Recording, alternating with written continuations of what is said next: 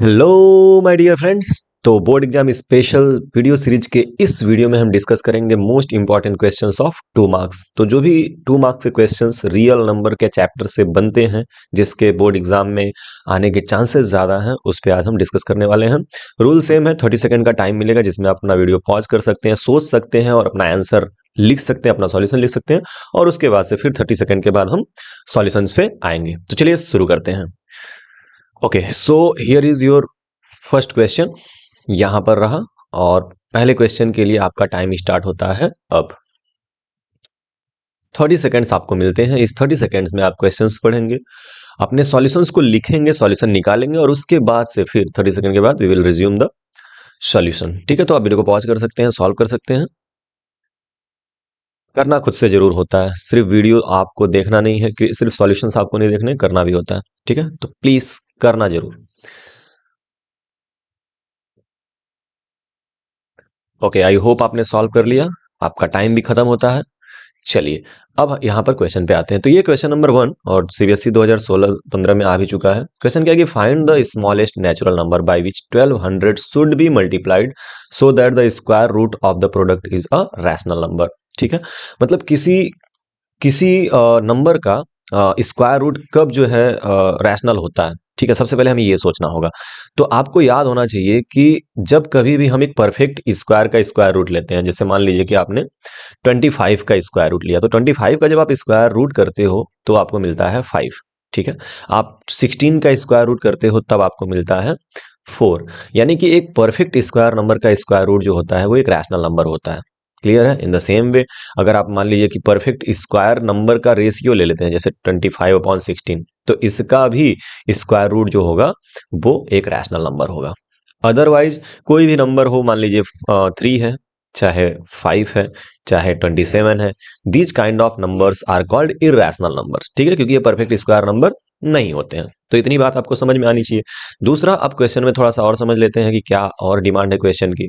तो क्वेश्चन में आपसे ये भी कहा जा रहा है कि नेचुरल नंबर से आपको मल्टीप्लाई करना है, ना कि किसी फ्रैक्शन से। आप 3/5, 7/9 जैसे नंबर से मल्टीप्लाई नहीं कर सकते। आपको परफेक्ट नेचुरल नंबर मतलब 1 2 3 4 5 6 7 8 एंड सो ऑन, ऐसे नंबर से आपको मल्टीप्लाई करना है।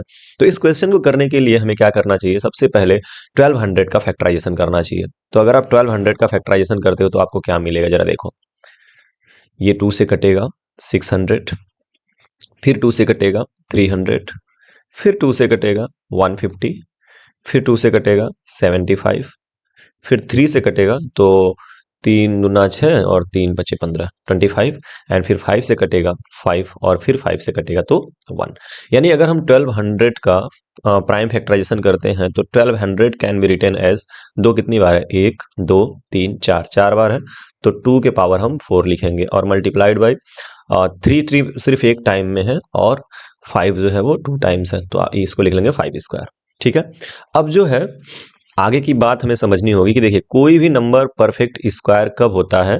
जब आप देखते हो कि उस पे जो है स्क्वायर है या पावर 4 है या जितने भी उसके प्राइम नंबर्स हैं या प्राइम फैक्टर्स हैं, उस पे जो है इवन पावर रहेगा, तो वो नंबर जो होता है वो एक परफेक्ट स्क्वायर नंबर होता है। एग्जाम्पल के लिए आप 16 लीजिए, तो जब आप 16 की बात करते हो तो 16 जो होता है वो 2 का स्क्वायर होता है। इस पे आप देख सकते हो कि पावर कितना है? 2 है। 2 इज अ इवन नंबर। ठीक है, वैसे ही आप कोई भी नंबर लो, आप 144 ले लो। 144 जो होता है वो 12 का स्क्वायर होता है और इसका प्राइम फैक्टराइजेशन आप करोगे तो 2 के पावर 4 इंटू 3 का स्क्वायर मिलेगा। ठीक है, तो आप देख सकते हो 2 के पावर 4 जो है वो एक इवन नंबर है और 3 के पावर 2 जो है वो एक इवन नंबर है, यानी कि 2 से डिविजिबल है। क्लियर है? तो ऐसे कोई भी परफेक्ट स्क्वायर नंबर अगर आप लेते हैं, बड़े से बड़ा नंबर, तो उसका जो एक्सपोनेंट होता है ना वो इवन नंबर होता है। अब यहाँ पे हमको क्या कमी दिख रही है? 2 के पावर 4 है, एग्जैक्टली ये इवन नंबर है। 5 के पावर 2 है, ये भी इवन नंबर है, लेकिन ये जो 3 के पावर 1 है ना, ये ऑड हो गया। ठीक है, और इस कंडीशन में इसको परफेक्ट स्क्वायर बनाने के लिए हमको 3 से मल्टीप्लाई करना पड़ेगा। क्लियर है? तो आप इसको लिखेंगे कैसे? आप लिखेंगे कि बस आपको अब इसमें इसके बाद स्टेटमेंट लिख देना है कि 3 should be multiplied, 3 should be multiplied. ठीक है, तो 3 से क्यों मल्टीप्लाई करना चाहिए? क्योंकि 3 का जब आप मल्टीप्लाई करेंगे तो ये आपका बन जाएगा 3600। ठीक है, 1200 है और 3 का मल्टीप्लाई होगा तो 12 3 जार 36, 3600 बन जाएगा। और 36 जो है वो एक परफेक्ट स्क्वायर नंबर है, और 100 भी जो है वो एक परफेक्ट स्क्वायर नंबर है। तो 3600 का स्क्वायर रूट जो आएगा वो 60 आ जाएगा। क्लियर है? तो इस तरह से आप इसको समझ सकते हैं और कर सकते हैं। इसको और डिटेल में अगर आपको लिखना है तो आप यहाँ पे प्रॉपरली लिख सकते हैं कि since 3 has only one power and it must have two powers to make it perfect square, and that is why we will multiply by 3 to make it perfect square. ठीक है? और 3 जो है वो एक नेचुरल नंबर है और smallest natural number है। इससे छोटे नेचुरल नंबर से आप मल्टीप्लाई करके इसको परफेक्ट स्क्वायर नहीं बना सकते हो। ठीक है? तो आई होप ये इतना समझ में आया है। चलिए इरेज करते हैं और नेक्स्ट क्वेश्चन की तरफ बढ़ते हैं। Okay, so here we go, that is your next question, question number 2, और इसको आप करेंगे, आपका टाइम स्टार्ट होता है अब।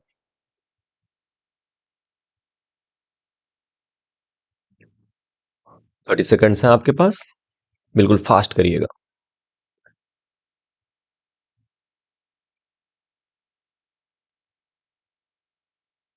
मैं एक बार फिर से दोहरा दे रहा हूँ कि इस 30 सेकंड का मतलब ये नहीं कि आपको 30 सेकंड में कर देना है। ये आपको पॉज करने, सोचने, क्वेश्चन पढ़ने के लिए दिया जाता है। आप उसमें पॉज करिए, वीडियो पढ़िए, सॉल्यूशन करिए और उसके बाद से फिर रिज्यूम करके देखिएगा। ठीक है? चलिए, हो गया। आते हैं अब सॉल्यूशन पे।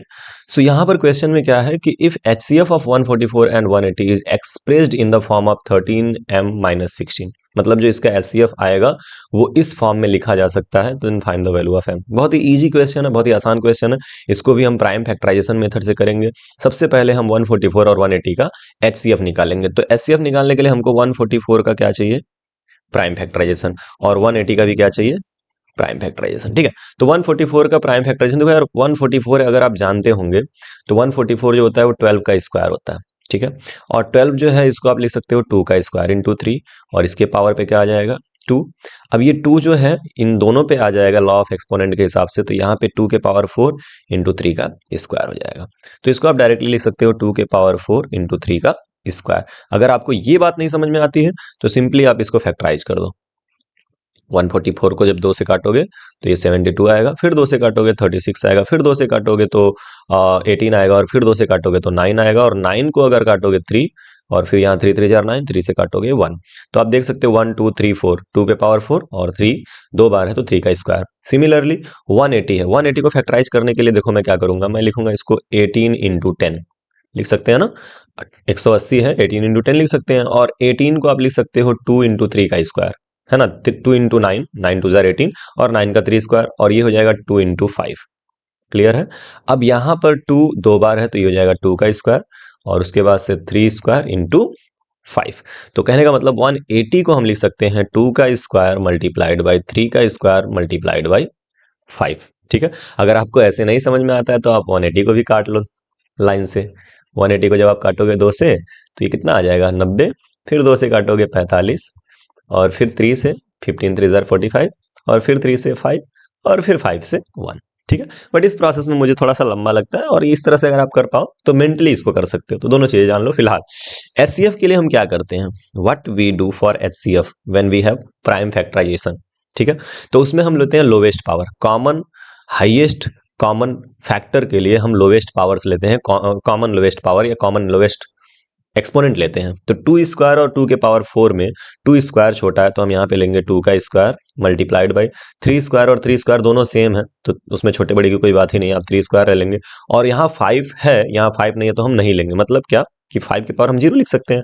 अब 5 के पावर 1 में यहाँ पे कुछ नहीं, मतलब 1, तो 5 के पावर 1 में और 5 के पावर 0 में ऑब्वियस सी बात है 5 के पावर क्या है? 0 सबसे छोटा है, तो इसको लिखना ना लिखना एक ही बात है, क्योंकि 5 के पावर 0 की वैल्यू क्या आएगी? 1 आएगी। ठीक है? तो ये आ गया 2 का स्क्वायर 4, एंड 3 का स्क्वायर क्या हो जाएगा? 9, ऑफ कोर्स 9, और ये हो जाएगा 36। ठीक है? तो यहां तक आपको क्लियर है? बिल्कुल, बहुत ही आसानी से। और याद रखिएगा सिलेबस में हमारे प्राइम फैक्टराइजेशन मेथड पढ़ना है, तो इसलिए हम लोग एलसीएम एचसीएफ हमेशा इसी मेथड से निकालेंगे। और बहुत सारे मेथड होते हैं but we will solve using prime factorisation, ऐसे फैक्टर्स बना के पावर एक्सपोनेंट में लिख करके और फिर लिखेंगे। ठीक है ना? ये जो है अकॉर्डिंग टू क्वेश्चन आपको दिया हुआ है कि 13m-16 जो है वो HCF के इक्वल है। मतलब जो इसका HCF है वो इस फॉर्म में एक्सप्रेसिबल है। नाउ ये हो जाएगा 13m-16, and what is the value of HCF? HCF is calculated equal to 36। तो यहां से 13m इज इक्वल टू आ जाएगा 36 and plus 16। Now 13m is equal to हो जाएगा 36 और प्लस 16, तो ये हो जाएगा 6 और 6 12, 3 2 3 1 4 1 5 52। और यहाँ से m की वैल्यू आ जाएगी 52 अपॉन 13, ये 4 बार में कटेगा और m की वैल्यू आ जाएगी 4। ठीक है, तो ये आपका m का आ गया answer 4। That is your correct answer. I hope आपका ये आंसर आया होगा। और ध्यान रखिएगा, जब भी आप क्वेश्चंस देखते हो ना, तो क्वेश्चंस देखने के पहले तुरंत एक बार सॉल्व करो। उससे क्या होता है ना, आपकी अपनी स्ट्रेंथ पता चलती है, आपकी अपनी वीकनेसेस पता चलती हैं, आप कहाँ पे फंस रहे हो, क्या गलतियां कर रहे हो, उस पर आपको समझ में आता है। ठीक है, चलिए इरेज करते हैं और नेक्स्ट क्वेश्चन की तरफ बढ़ते हैं। नेक्स्ट क्वेश्चन आप 30 सेकंड में जरूर सॉल्व करिएगा पॉज करके। ठीक है, चलिए। सो ये रहा क्वेश्चन नंबर 3। ये भी एक अच्छा क्वेश्चन है। क्वेश्चन में कह रहा है कि एक्सप्लेन व्हाई इतना एंड इतना आर कंपोजिट नंबर। तो आपका स्टार्ट होता है टाइम अप, इस बीच में आप इसको सॉल्व करेंगे, समझेंगे, और उसके बाद से अगर आपको आ रहा है तो देख लेंगे, कंटिन्यू करेंगे, स्किप कर सकते हैं, या फिर आप थोड़ा सा स्पीड बढ़ा लीजिए, 2x पे देख लीजिए, या फिर डायरेक्ट सॉल्यूशन पे आ जाइए, लेकिन करिए जरूर। ठीक है, एक बार लिखिए कैसे क्या है क्या नहीं है, फास्ट करिएगा, टाइम खत्म हो रहा है।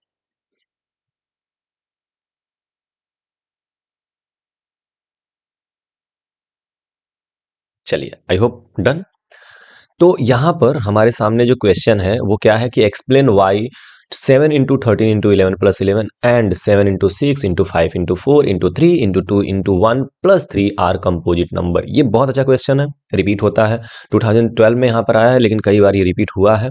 ठीक है, तो इस पर हम कैसे इसको करते हैं, इसके लिए सबसे पहले आप समझिए कि कंपोजिट नंबर्स होते क्या हैं। हम लोगों ने पढ़ा है कि अ नंबर विच है more than 2 factors, one and it self, मतलब एक से और खुद से जब ज्यादा फैक्टर्स होते हैं तो उसको हम कंपोजिट बोलते हैं। एग्जांपल के लिए आप ले सकते हैं 12।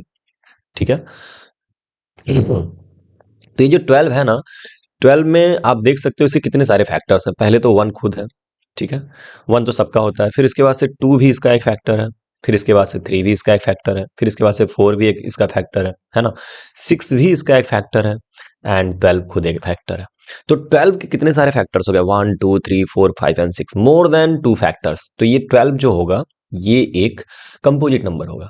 क्या यही डेफिनेशन काफी है? नहीं। देखो 12 को ना आप कैसे लिख सकते हो, 12 को आप 2 इंटू 6 लिख सकते हो, 12 को आप 3 इंटू 4 लिख सकते हो। ठीक है, सो ऐसे कंडीशन में जहां पर आप किसी नंबर को दो दो इंटीजर्स के प्रोडक्ट के फॉर्म में लिख पाओ, ठीक है, ऐसे नंबर्स को हम कंपोजिट नंबर बोलते हैं। और वो इंटीजर्स जो होते हैं वो अदर देन 1 होते हैं। जैसे आपने 2 लिखा इंटू 6 लिखा, भाई 13 एक प्राइम नंबर है, और 13 को आप बोलोगे 13 को भैया हम तो 13 इंटू 1 भी लिख सकते हैं, तो ये भी तो दो इंटीजर्स के फॉर्म में है, बिल्कुल है, लेकिन यहाँ पर एक जो है वो 1 हो गया, अदर देन 1 होना चाहिए, that is the compulsory case.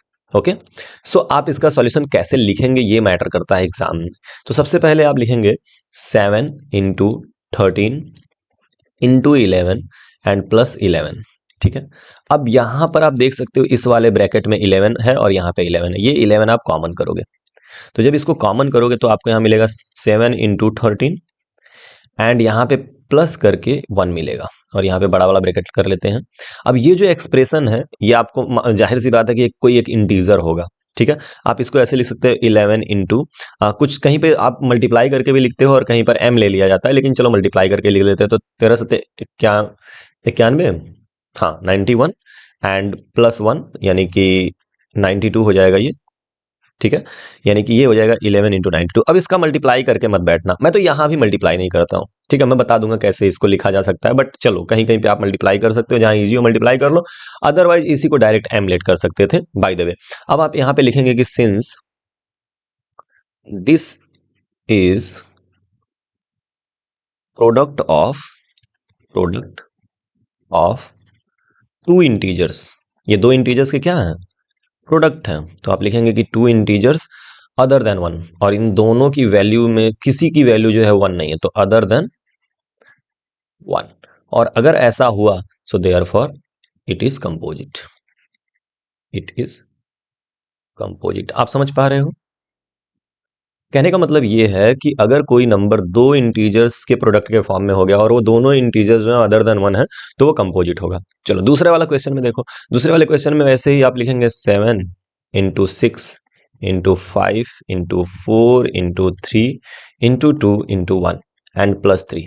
ठीक है, सो आप यहां से 3 कॉमन कर लो, तो जब आप 3 कॉमन करोगे तो हो जाएगा 3, और ब्रैकेट में यहां पे क्या बचेगा, यहां पे बचेगा 7 इंटू 6 इंटू 5 इंटू 4 इंटू 3 बाहर जा चुका है, 2 और 1 लिखने की कोई जरूरत नहीं है, और प्लस यहाँ पे 1।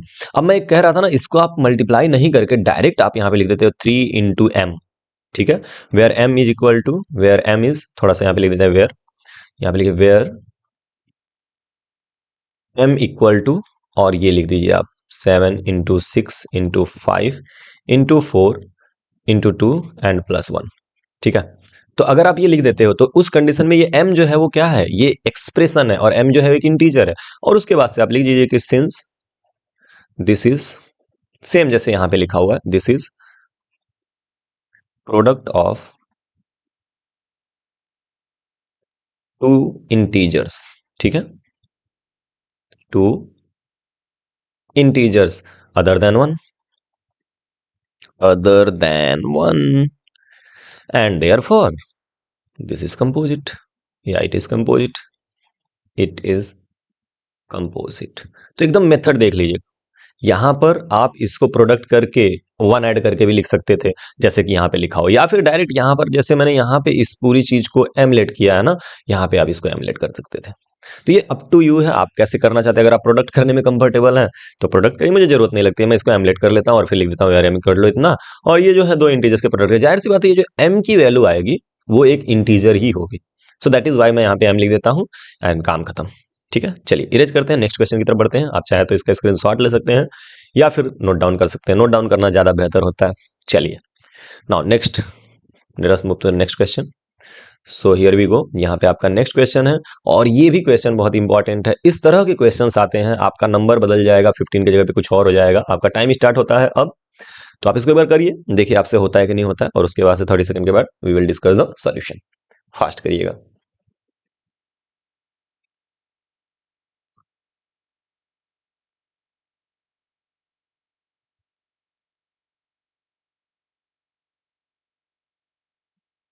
चलिए आपका समय खत्म होने जा रहा है।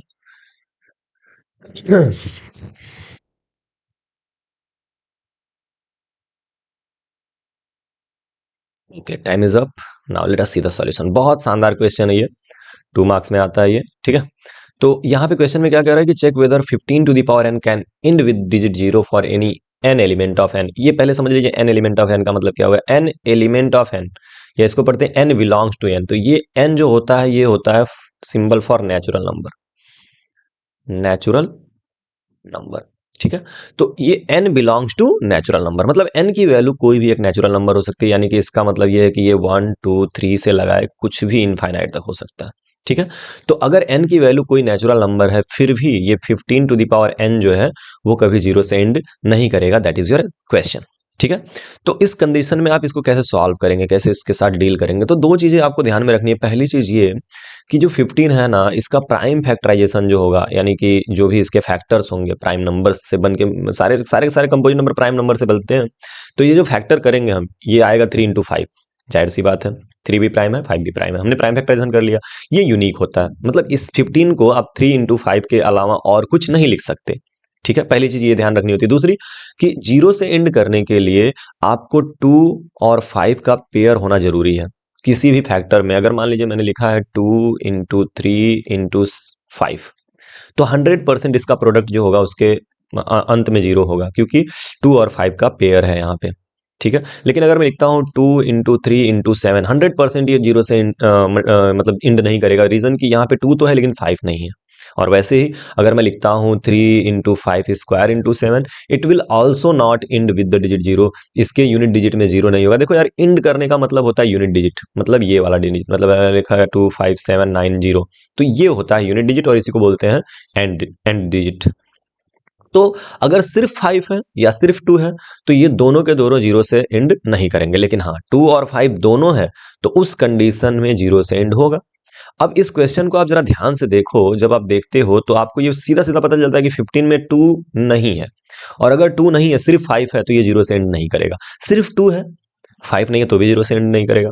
समझ रहे हो आप? तो कुल मिलाकर के आपको 0 चाहिए, तो उसके लिए 2 और 5 दोनों चाहिए, और यही आप लिखेंगे। ठीक है, पहला तो ये लिखेंगे कि ये यूनिक होता है, जो इसका प्राइम फैक्टराइजेशन होता है वो यूनिक होता है, यानी इसको हम बदल नहीं सकते, पहली चीज।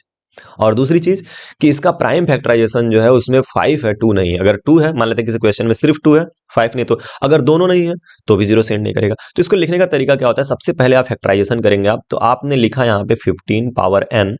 ऑब्वियस सी बात है, पहले 15 की बात कर लिया, तो 15 को हम लिख सकते हैं 3 इंटू 5, इन दोनों के पावर क्या है n, तो यहाँ पे आ जाएगा 3 के पावर n और मल्टीप्लाइड बाई 5 के पावर n। यानी जो 15 के पावर n का प्राइम फैक्टराइजेशन है 3 के पावर n इंटू 5 के पावर n, ये यूनिक है। तो आप लिखेंगे फ्रॉम द फंडा, ये हमें पता कैसे चला, हमने पढ़ा है fundamental theorem of arithmetic.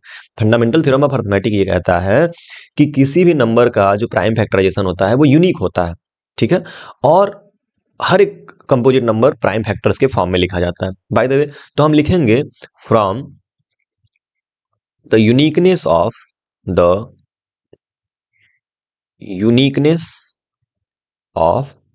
Fundamental theorem of arithmetic. ये मैं सारे स्टेटमेंट लिख के दिखा रहा हूँ, इतना प्रॉपर सॉल्यूशन दिखा रहा हूँ ना कि आपके एग्जाम में कोई आपका नंबर, एक नंबर भी कोई काट नहीं सकता, आधा नंबर भी कोई काट नहीं सकता, ठीक है। बस आप ध्यान से पढ़िए, from the uniqueness of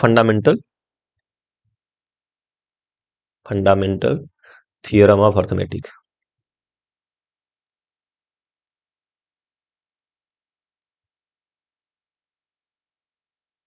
arithmetic, ठीक है। अब फंडामेंटल थ्योरम ऑफ अर्थमेटिक के यूनिकनेस के हिसाब से the prime factorisation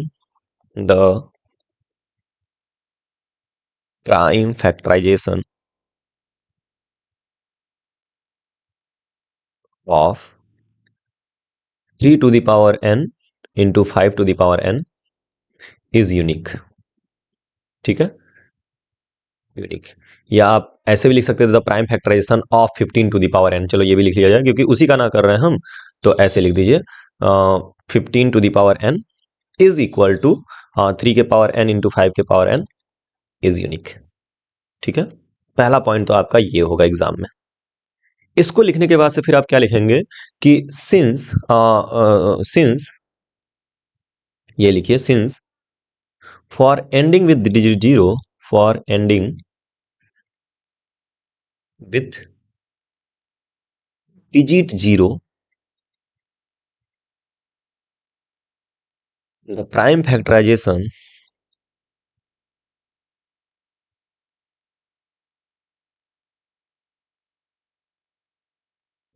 must have, क्या होना चाहिए, 2 के पावर 2 पेयर ऑफ, या मस्ट हैव पेयर ऑफ लिख दो, है ना। एक और तरीका है लिखने का, उसको भी मैं डिस्कस करूंगा, लेकिन सबसे आसान होता है कि लिख दो पेयर ऑफ 2 and 5, ठीक है। और यहाँ पे दैट इज करके लिख देना, दैट इज 2 के पावर m, और यहाँ ऐसे m तो है छोड़ दो, 2 के पावर p और q लिख दो, दैट इज 2 के पावर p इंटू 5 के पावर q। ये पेयर होना चाहिए, मतलब p और q कोई भी नेचुरल नंबर हो सकते हैं, ठीक है। तो अगर ऐसा है तब ये 0 से एंड कर रहा है। अब यहां पर कि इस तरह से है, therefore 15 to the power n will not end with the digit 0, with the digit 0। क्यों? Because it's prime factorization, factorization ना, प्राइम फैक्टराइजेशन थोड़ा सा बोरिंग होगा, थोड़ा टाइम ले रहा हूं मैं लिखने में, लेकिन आप इसको समझिए, आपके लिए ही है, इसको आप देखिए, ठीक है। Prime factorisation of 15 to the power n does not contain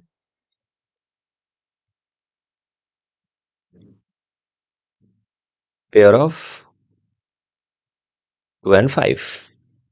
अगर ये 3 पॉइंट आपने लिख दिया, आपका कहीं कोई नंबर नहीं काटेगा। तो चलिए थोड़ा सा इसको डिस्कस कर लेते हैं। पहली बात मैंने ये बताया कि ये यूनिक होता है, इसका जो प्राइम फैक्टराइजेशन होता है वो यूनिक होता है, और वो प्राइम फैक्टराइजेशन यहाँ पे लिखा गया है, ठीक है।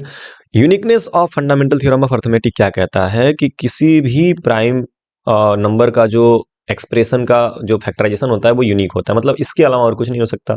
अब इसमें आप देख सकते हैं कि सिर्फ आपको 5 मिल रहा है, तो आपने क्या लिखा, पहली चीज तो आपने लिखा कि 0 से कौन एंड करेगा, for ending with digit 0 the prime factorization must have pair of 2 and 5, that is 2 to the power p into 5 to the power q, where p and q are any natural number.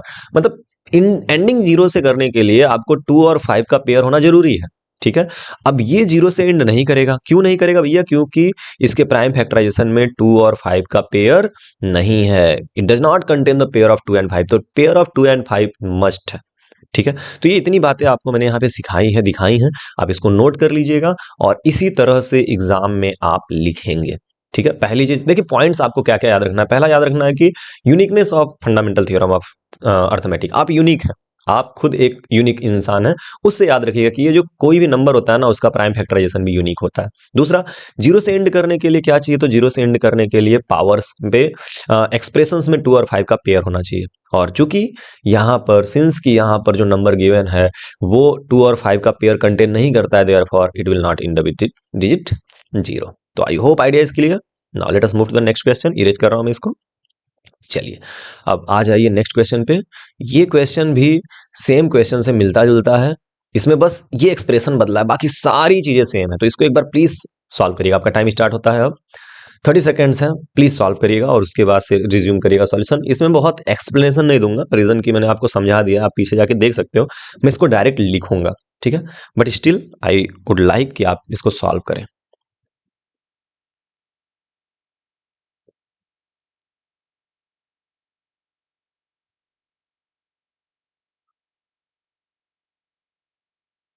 चलिए, time खत्म हो गया and I hope आपने video को pause करके इसको solve कर लिया। Now let us see the solution.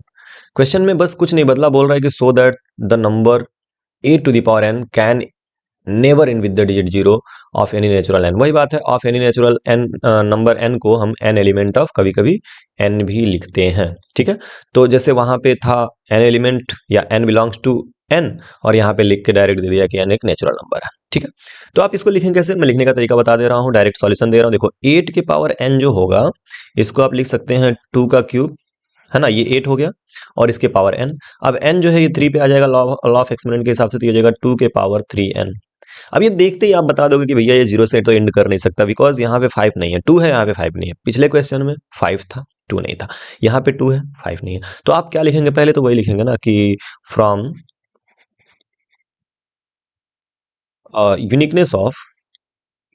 Uniqueness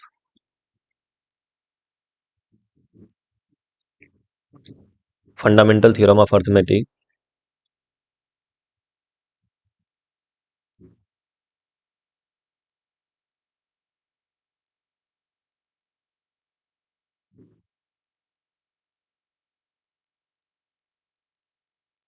the prime factorisation of the prime factorization, इसका prime factorization 8 to the power N, और ये इक्वल टू क्या है? 2 के power 3 N is unique, is unique. एकदम रट जाइए इस लाइन को। ठीक है, और उसके बाद क्या लिखेंगे कि since for ending with digit zero, for ending with digit zero,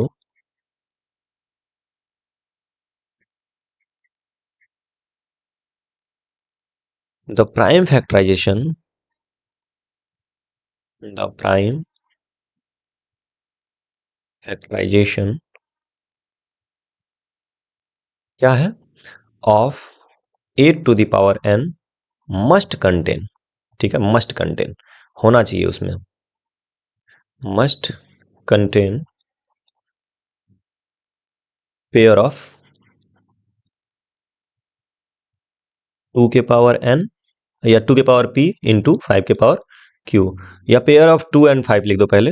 ठीक है, pair of 2 and 5, that is 2 के पावर पी इंटू 5 के पावर क्यू। मतलब इस तरह का कोई एक्सप्रेशन होना ही होना चाहिए, 2 और 5 का प्रोडक्ट होना ही होना चाहिए। ठीक है, therefore 8 to the power n will never end with the digit zero, with the digit zero, because क्यों नहीं ये करेगा? B C A U S C, because B E C A U S E, because it does not contain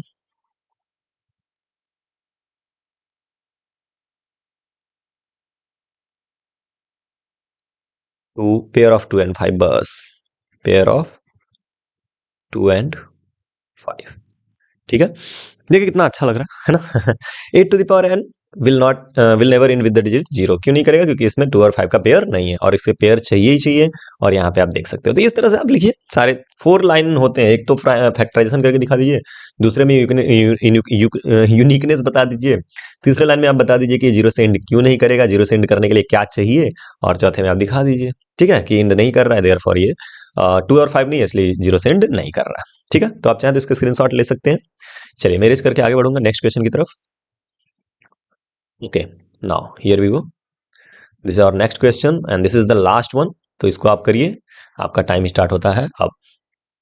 30 seconds you have in your hand and you can pause the video and can solve, read the question, understand।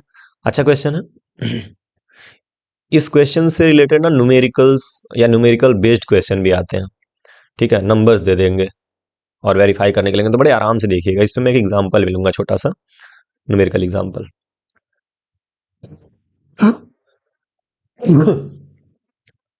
Okay, time is up, solve कर लिया।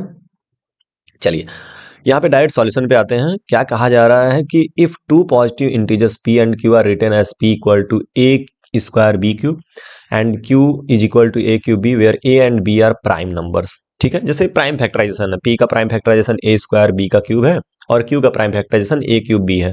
तो आपको कह रहा है कि verify करिए कि एलसीएम और एचसीएफ का प्रोडक्ट p और q, यानी कि ये p और q के इक्वल आएगा। ठीक है, p और q के प्रोडक्ट के इक्वल आएगा, आई मीन। तो सबसे पहले मैं लिखूंगा p की वैल्यू। तो p आपको गिवन है equal to a square into b का क्यूब। ठीक है, कुछ नहीं मतलब इंटू है। और q को हम क्या लिखेंगे? तो q को हम लिखेंगे a का cube into b. Now LCM और एचसीएफ यहीं से निकल जाएगा। जो एलसीएम होता है, सबसे पहले मैं एलसीएम निकाल लेता हूं, LCM of p comma q। तो जो एलसीएम होता है ना, वो लोवेस्ट पावर का प्रोडक्ट होता है। तो a स्क्वायर और a क्यूब में लोवेस्ट है a स्क्वायर, और बी क्यूब और बी स्क्वायर में, ओहो sorry sorry sorry, lowest LCM में आप हाईएस्ट पावर का प्रोडक्ट करते हैं। देखिए मेरे ध्यान से उतर गया था, उल्टा होता है, एलसीएम लोवेस्ट में हाईएस्ट पावर। तो ए स्क्वायर और ए क्यूब में ए क्यूब लेंगे और बी क्यूब और बी में बी क्यूब लेंगे। तो ये हमारा एलसीएम आएगा। एचसीएफ का, एचसीएफ के लिए क्या होता है? तो HCF of P comma Q जो होता है वो होता है लोवेस्ट पावर का प्रोडक्ट, हाईएस्ट कॉमन फैक्टर में लोवेस्ट पावर, उल्टा है। ठीक है, हाईएस्ट में लोवेस्ट। तो ए स्क्वायर और ए क्यूब में ए स्क्वायर लेस है और बी क्यूब और बी स्क्वायर में बी क्यूब और बी में बी लोवेस्ट है। तो ये इसका एचसीएफ आ गया। ठीक है, पी की वैल्यू आ गई, क्यू की वैल्यू हमें मालूम है, एलसीएम और एचसीएफ भी आ गया। अब वेरिफिकेशन करते हैं। तो वेरिफिकेशन के लिए सबसे पहले हम लोग निकालेंगे LCM of P comma Q into HCF of P comma Q. ठीक है, तो एलसीएम इसका कितना आया है? एलसीएम आया है आपका a के पावर 3 मल्टीप्लाइड बाई बी के पावर 3, यानी a cube multiplied by b cube into HCF कितना आया? तो एचसीएफ आया है a स्क्वायर इंटू बी। आप देख सकते हो यहाँ पर a स्क्वायर इंटू बी। अब लॉ ऑफ एक्सपोनेंट के हिसाब से यहाँ a के पावर क्यूब और a स्क्वायर, तो a के पावर 3 और a के पावर 2 मिलके हो जाएंगे a के पावर 5, पावर से ऐड होते हैं, एंड मल्टीप्लाइड बाई b का क्यूब और b, ये हो जाएगा b के पावर 4। तो ये जो एलसीएम इंटू एचसीएफ की वैल्यू आ गई, वो आ गई a to the power into b to the power 4। Now what is the value of p into q? P q की वैल्यू क्या होगी? सो p की वैल्यू जो है हमारे पास है a स्क्वायर इंटू बी के power cube and into Q की वैल्यू क्या है? तो क्यू की वैल्यू है a का क्यूब इंटू बी। अब आप ध्यान से देखिए, तो a स्क्वायर और a क्यूब जो है वो पावर्स ऐड करेंगे तो ये हो जाएगा a के पावर 5, और b क्यूब और b, तो यहाँ पे 3 है और यहाँ पे पावर 1 है, कुछ नहीं मतलब 1 है, तो b क्यूब और b ये हो जाएगा b के पावर 4। तो आप देख सकते हो कि एलसीएम और एचसीएफ का प्रोडक्ट भी a के पावर 5 इंटू बी के पावर 4 आ रहा है, और p इंटू क्यू जो आ रहा है वो भी a के पावर 4 इंटू बी के पावर a के power 5 into b to the power 4 आ रहा है। सो देयरफॉर ये वेरीफाई होता है। चलो नीचे ही लिख लेते हैं, यहां से ये वेरीफाई हो रहा है कि एलसीएम ऑफ, देयरफॉर आप करेंगे therefore LCM of p comma Q into HCF of p comma Q, ये इक्वल टू आ जाता है प्रोडक्ट ऑफ द नंबर्स, यानी p इंटू क्यू। ये हमने वेरीफाई कर लिया। ठीक है, इस पे न्यूमेरिकल बेस्ड क्वेश्चन भी आते हैं, तो उसको भी देख लिया जाए। फिलहाल आप इसको नोट कर लीजिए। चलिए इरेज कर रहा हूं और एक न्यूमेरिकल बेस्ड क्वेश्चन इसी पे कर लिया जाए। ठीक है, पूरा पूरा इरेज करते हैं। Okay, so here we go. देखो कभी कभी क्वेश्चन में आ जाएगा कि जैसे एक सिंपल सा एग्जांपल लेता हूँ, 12 एंड 18, 12 एंड 18 सेम क्वेश्चन है, बस ये बदल गया, यहाँ पे p के जगह पे 12 दे दिया और q के जगह पे 18 दे दिया, लेट अस सपोज। ठीक है, तो उस कंडीशन में आप इसको कैसे सॉल्व करोगे? बड़ा ही आसान है यार। इस 12 का फैक्टराइजेशन करोगे तो 12 का फैक्टराइजेशन करोगे तो ये आ जाएगा 2 का स्क्वायर इंटू 3। मैं तो कहूंगा एक बार वीडियो को पॉज करके एकदम सेम क्वेश्चन करो, ठीक है, कि 12 एंड 18 का आप एलसीएम और एचसीएफ निकालिए और वेरीफाई करिए कि एलसीएम और HCF equal to p into q, यानी कि प्रोडक्ट ऑफ टू नंबर्स। करिए एक बार पॉज करके, ठीक है। चलिए कर लिया तो फिर सॉल्यूशन देखिएगा। अब 18 को लिख सकते हो 2 इंटू 3 का स्क्वायर, ठीक है। तो ये तो आ गया प्राइम फैक्टराइजेशन इनका हो गया, यानी ये इस फॉर्म में आ गया जो आपको ऑलरेडी यहाँ पे दिया हुआ है। नंबर के केस में आपको ये करना पड़ेगा। अब इसका अगर एलसीएम निकाला जाए, एलसीएम, तो एलसीएम ऑफ 12, 18 जो होगा वो क्या होगा? तो एलसीएम में आप हाईएस्ट पावर लेते हो, तो 2 और 2 के स्क्वायर में 2 का स्क्वायर जो होगा वो हाईएस्ट होगा, 3 और 3 के स्क्वायर में 3 का स्क्वायर हाईएस्ट होगा। अब 2 का स्क्वायर इज 4, 3 का स्क्वायर इज 9, यानी ये हो जाएगा 36। क्लियर है? What is the HCF? तो एचसीएफ अगर आप निकालते हो तो एचसीएफ के केस में वी हैव और 2 का स्क्वायर और 2, तो एचसीएफ में लोवेस्ट पावर लेते हैं, याद है ना? तो 2 स्क्वायर और 2 में लोवेस्ट है 2, और 3 और 3 स्क्वायर में लोवेस्ट है 3, तो ये आ गया 6, यानी एचसीएफ आ गया 6 इन दोनों का। ठीक है, आप चाहे तो ऐसे लिख सकते हो एचसीएफ ऑफ 12, 18, एचसीएफ ऑफ, यहाँ ब्रैकेट में लिख दो 12, 18, तो ये आ गया कितना? 2 इंटू 3, और ये इक्वल टू आया 6। ओके, नाउ हम प्रोडक्ट करेंगे, एलसीएम इंटू एचसीएफ करेंगे, ठीक है। तो यहां पे लिखेंगे LCM of 12, 18 into HCF of 12, 18।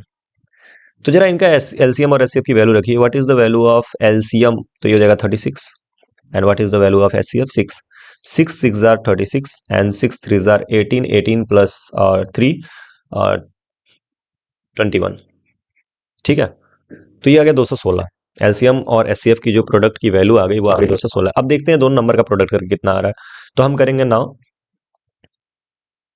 12 into 18, तो 12 इंटू 18 जो आएगा वो इक्वल टू आएगा, जरा मल्टीप्लाई कर लो, 12 8 96 और 12 के 12 और 9 21, हाँ 216, ये भी आ रहा है 216।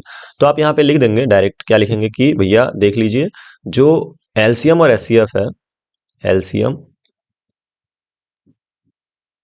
ऑफ 12, 18 इंटू एचसीएफ ऑफ 12, 18, वो किसके इक्वल आ रहा है? वो आ रहा है प्रोडक्ट ऑफ टू नंबर्स के, प्रोडक्ट ऑफ टू नंबर्स। वही बात समझ में? तो कुल मिलाकर के करना क्या है आपको कि प्राइम फैक्टर, जो भी नंबर दिया रहेगा, यहाँ पे कुछ नंबर दे सकता है या इस तरह का क्वेश्चन दे सकता है, जो भी चीजें दी रहेंगी सबसे पहले उसका प्राइम फैक्टराइजेशन हमारे पास होना चाहिए। प्राइम फैक्टराइजेशन के बाद आप एलसीएम और एचसीएफ निकालेंगे। याद रखिए एलसीएम में हम हाईएस्ट पावर लेते हैं, कॉमन हाईएस्ट पावर 3 में, और आप लेंगे फिर 2 में लेंगे। एचसीएफ निकालेंगे, लोवेस्ट पावर लेंगे, फिर एलसीएम इंटू एचसीएफ करेंगे। ठीक है, तो एलसीएम इंटू एचसीएफ कर लिया, और उसके बाद से दोनों नंबर का प्रोडक्ट जो गिवन नंबर्स हैं, जैसे 12 और 18 है, तो यहाँ पे मैंने 12 और 18 का प्रोडक्ट किया, दोनों को देखेंगे कि सेम आएगा। अगर सेम नहीं आ रहा है मतलब आपका सॉल्यूशन गलत है, आप समझ लीजिएगा। ठीक है, और यहाँ पे फिर लास्ट में आप लिख दीजिएगा वेरिफिकेशन। तो आई होप इतना क्लियर है। तो ये कुछ क्वेश्चंस थे 2 मार्क्स में। अगले वीडियो में हम डिस्कस करेंगे most important question of 3 marks, और उसके बाद से 5 मार्क्स। तो बने रहिएगा, पढ़ते रहिए, आपके लिए सारे सीरीज में लेकर के आ रहा हूँ, अवेलेबल करा रहा हूँ, मेहनत किया जा रहा है मेरे जरिए। आप भी मेहनत करिए और बोल्ड रिजल्ट में कमाल का रिजल्ट दीजिए। ठीक है, चलिए मिलते हैं नेक्स्ट वीडियो में, तब तक के लिए बाय बाय। पढ़ते रहिए और खूब आगे बढ़ते रहिए।